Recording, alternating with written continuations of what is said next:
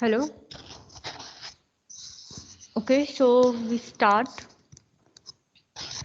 the design of two-pass assembler. Okay, in previous class we have seen the design of one-pass assembler. In today's class we are going to see the design of two-pass assembler. Okay, so this two-pass assembler includes the pass one assembler. Okay, and each pass have its own working. For example, pass one separates the symbols, mnemonic opcodes, and the operand fields.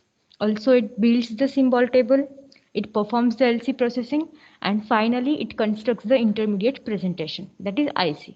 Okay, so what is the working of here? Pass 2, that is synthesize the target program.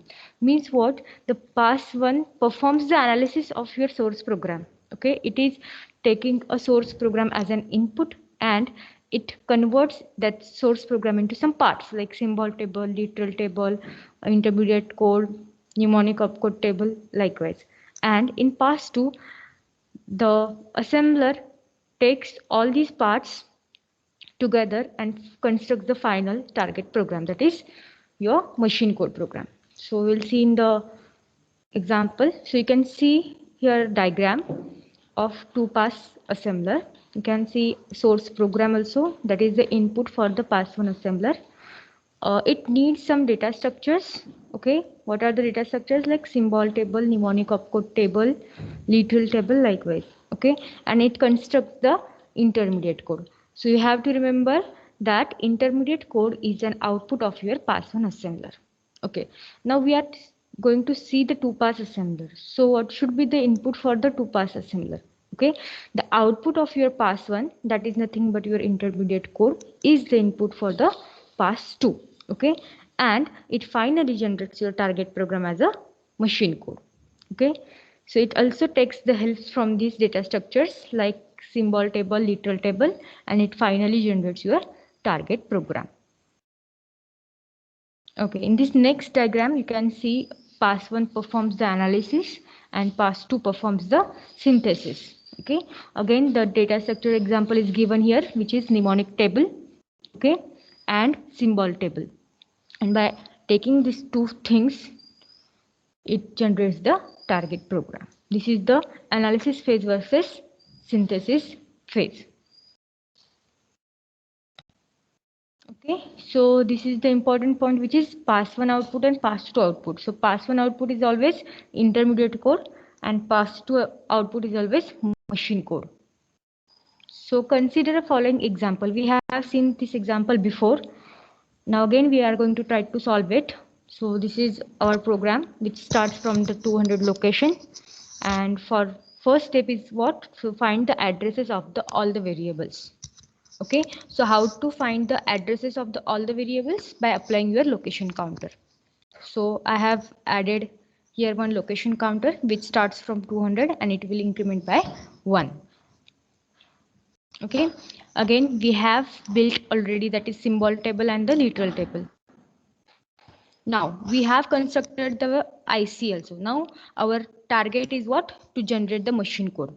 Okay, for the machine code you always have to consider the IS, that is imperative statements. Okay, the machine code is not generated for the ADs and DL. Okay, only for the imperative statements you are getting machine code.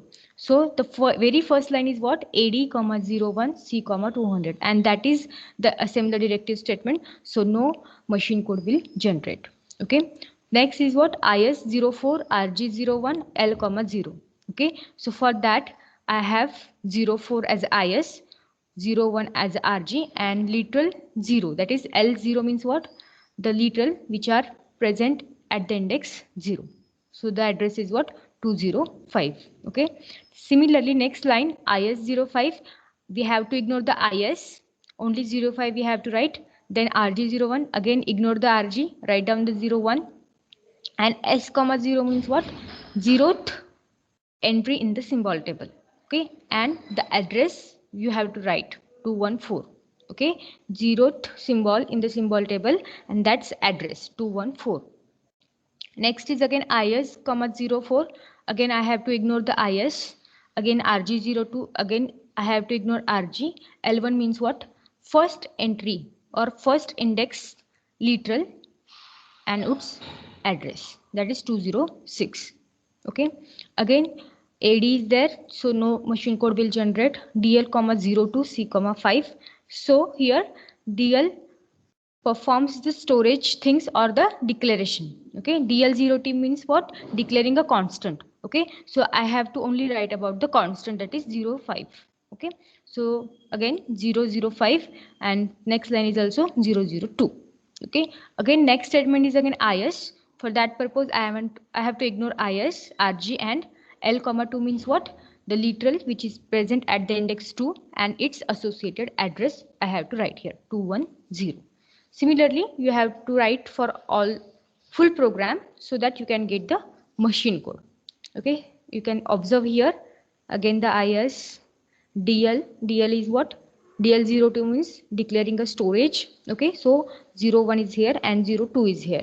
Okay, if there is a DL01 that is declaring a storage, then I do not have to write the machine code for that line. Okay, so because here DL02 means what? Declaring a constant. So I have to write 002. Okay, this is what the machine code generation in pass2. So next point is what? The comparison between the pass1 and pass2. Okay, so very first point is what? Pass1 requires only one scan to generate the machine code. Okay, and pass2 requires two scan to generate the machine code. Okay, as its name suggests us that pass1 means what? One scan and pass2 means what? Two scans. Okay, next difference or next comparison is what? It has forward reference problem in pass1. Okay, we have already seen this topic, which is forward reference problem. Okay, that occurs in the pass1 assembler. In pass2 it don't have forward reference problem. Means what?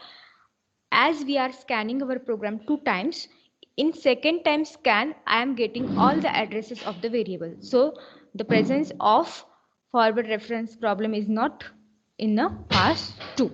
It's not available in pass2. Okay, now third one is what? It performs the analysis of source program and the synthesis of intermediate code.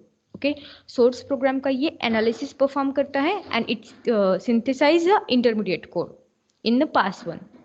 Again, pass2 takes the IC as an input and synthesize the target program with the help of some data structures. Okay, so pass1 is very faster than pass2 and it is slow than pass1. Pass2 is slow than pass1. Okay, if we are talking about the speed, then pass1 is very fast and pass2 is very slow. This is what the difference between pass1 and pass2. Okay, so in this topic, in this session, we have seen all things about the working of pass2 assembler. In next, we are going to see the variants of intermediate code, how we can write the intermediate code. Okay, so this is for now.